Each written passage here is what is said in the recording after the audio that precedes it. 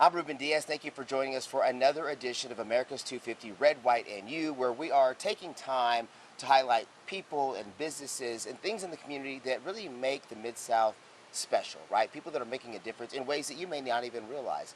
So we're taking the time today to highlight one of those places that's doing something a little different and a little bit bigger scale than most of us probably realize.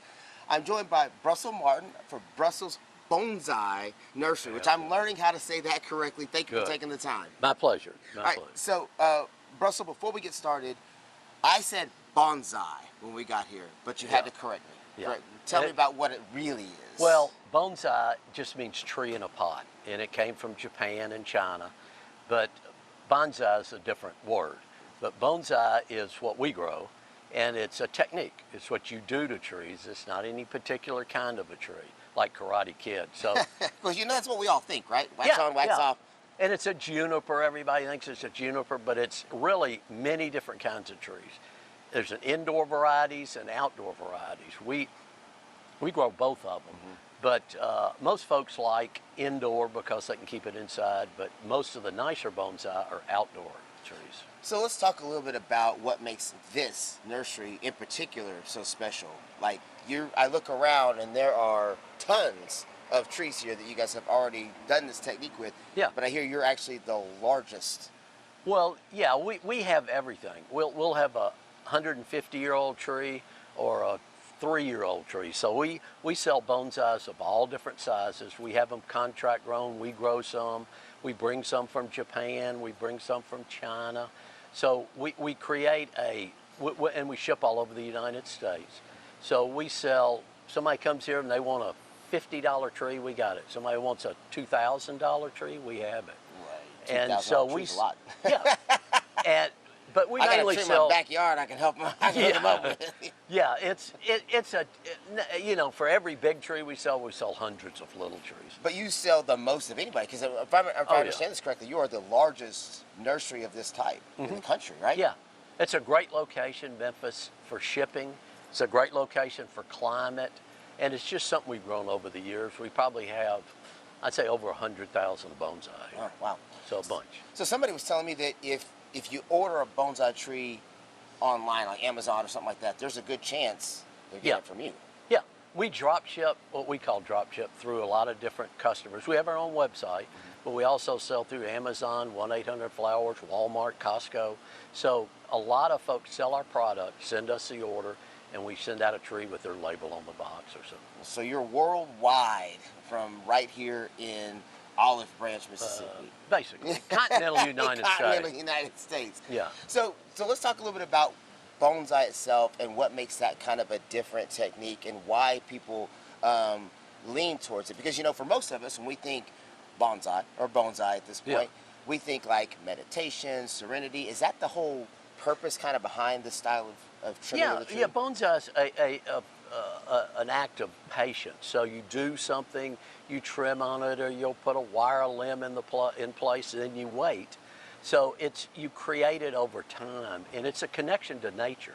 So you're watching on maples, a seasonal change, the leaves turn color. So it's like living art. So you're creating it through the techniques, and then you're watching it happen through the change of the seasons over time. And so it really is a long-term. To get a nice tree, it takes about 5 years to get one that looks really pretty nice. So, and then, like I say, I've been doing it 50 years now. So, I've got personal trees, and we buy trees that are 75, 100 years old. Oh. Now, is there somewhere that people can go? Let's say they want to buy the tree from here. Do you guys help them get educated on the art of bonsai, how to actually do that? Yeah, I mean, we have a proper care sheet. Everybody gets one of those with the tree. But there's bonsai clubs. We try to hook them up with all over the country. So if you live in Nashville or Kansas City or Chicago, there's always bonsai clubs. So it's good to get with local hobbyists that do, already experienced in bonsai in each climate, because, the winters can be harder in some areas. So we educate here. We have 3 events a year that we have open houses, but we try to hook them up with somebody like the Memphis Bonsai Society. Didn't know there was one of those. Yeah, and so every bigger town has a usually has a bonsai society, and they just help them along. We help them any way we can, but we mainly sell bonsai. Yeah. What happens if somebody buys one, jacks it up, and Yeah. comes right back to you saying, "I need your help"? I mean, because I think that some people, I would assume, would get into this with Yeah. an idea and then maybe not know what they're doing. It's pretty basic. I mean, if you got to water them, so, and a lot of, it's not for everybody. It's not for everybody's lifestyle. If it was, this place would be 100 times bigger. But Still pretty it's big. still pretty big. And it's a growing hobby. So, but people, yeah, anytime somebody has an issue with the tree, they get it and it defoliates. Usually you can find out, how often did you water it? Oh, I water them once a week. Well, that's not enough. So we try to give them the information, and then we're here if they need help. Yeah. Have you seen the popularity or demand for this grow here in this region, in this area? Oh yeah, yeah. The Memphis, well, just the South is, and the whole United States is, especially like during COVID, our sales almost doubled because people. It's a great way to, like I say, hook up, connect with nature, and work on a sculpture that's living.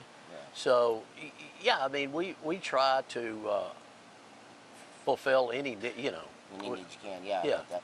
Is there a particular tree here that is like this is my masterpiece, like this is Well, I've what got, all of them are? yeah, probably my Hinoki cypress, which is, it's going to the National Arboretum eventually up in Washington. So it's a pretty cool tree, and I've had it 50 years, and it's considered a masterpiece. I mean, I got other trees too, but that's probably the pinnacle. Is that the one that you were mentioning off camera that's pretty famous and pretty well known? Mm-hmm. And Yeah. Is it well known just like within the society of bonsai, or is like would people have seen it somewhere in a movie or in an Oh art yeah, book? it's been in Garden and Gun, and they did an article on us, and at I can't remember all the different aspects, but yeah, it's some of the real high bonsai artists in the country say it's the best Hinoki, even in Japan. And if you compare bonsai to Japan, which is where the finest bonsai are, then that's pretty good. Yeah. And we'll show you a picture of it later. We'll make sure and get lots of video of it. So what would you say to people who are watching this and they've never thought about doing a bonsai tree before until just now, and they look and say, wow, maybe that's something I should get into? What would be your advice to them? Well, it's first of all, it's a responsibility. You have a bonsai, it's living, it's in a pot, and my thumb's not green.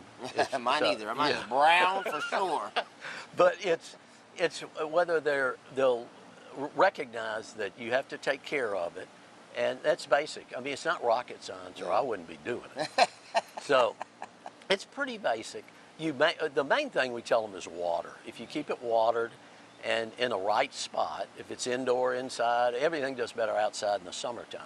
Yeah. And place it morning sun, afternoon shade, and water it. And then you can't be allergic to trimming. All of them have to be trimmed. We create them, but they're all trees that would grow bigger. Mm-hmm. But through bonsai techniques, you keep them small, and it's pretty basic trimming. So yeah, it's like I said, it's not for everybody, but it is growing dramatically.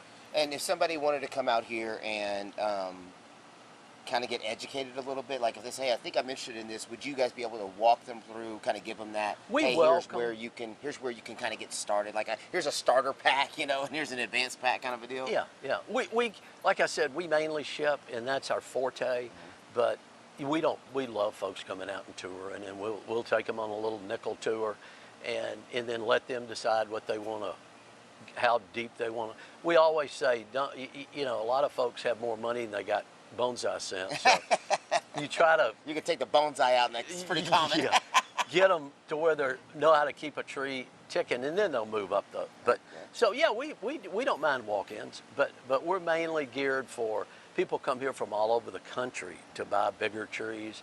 So, but we love where we are. So.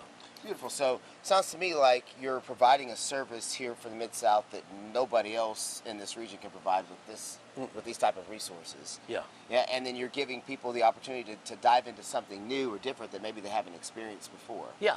Yeah. Yeah. And so would as we get ready to kind of wrap this one up, what's one maybe message for somebody out there who doesn't know anything about bonsai and thinks, should I get in? Should I try this? Like, what would be your message for them? Well, it's not that difficult.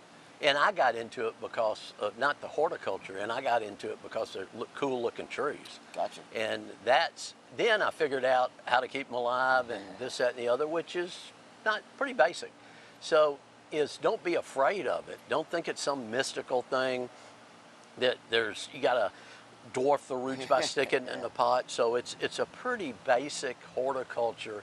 And that once people get in it, they realize, hey, but you can't go off on vacation for 2 weeks and leave your bonsai unwatered. So it's kind of like having a pet, but it's a whole new level of responsibility. I can't go on vacation. Yeah. Bonsai, I gotta stay here. We'll be automatically watered. I can't go to the beach because I got a bonsai.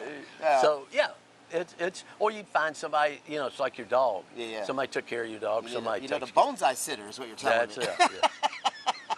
All right. Well, Brussel, thank you so much for taking the pleasure. time.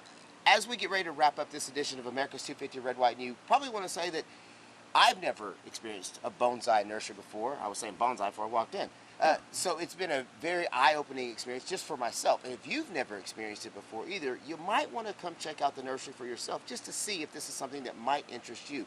Because again, this is something that's being done here in the Mid-South at the largest scale in the country. Nobody else is producing this type of inventory of bonsai trees anywhere else in the country. So if you decide to order one, guess what? You're probably getting it from right here in the Mid-South.